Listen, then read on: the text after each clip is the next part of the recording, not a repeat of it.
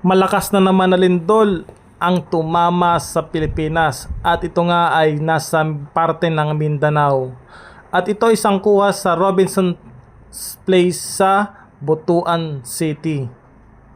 Napakalakas na bumagsak yung Kisame ba yun o parte ng bubong ng entrance ng Robinson's Place, Butuan. Ito naman siguro kuha sa opisina.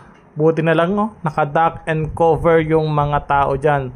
Sigurado kung hindi, silang mababagsakan ng mga debris. Ayan nga at mayroon nga dyan bumagsak na bakal pa. Alam natin ang gagawin tuwing may kalamidad.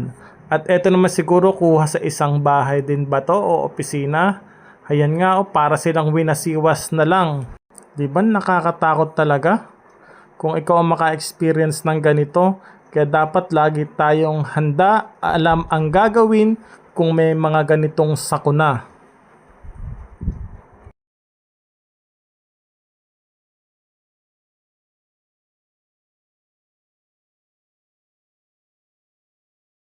At dito naman ang kuha siguro naman sa bahay. Ayan nga gumagalaw na yung kanilang mga gamit. Dito kalmado sila. Siguro ito nasa first floor o medyo malayo sa epicenter. Hindi natin alam. Pero ramdam na ramdam nila ang pagyanig ng lupa. Kaya sana hindi lang tayo pray for Cebu, pray for Mindanao, pray for the whole country.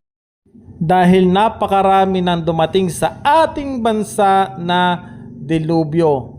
Nadyan na ang mga talamak na politikong kurakot. Niyayanig na ng lindol ang buong Pilipinas pero ang kanilang konsensya, ewan. Ito nga ang nakakalungkot, isa pa ring lindol sa Cebu at ngayon naman ay sa Mindanao.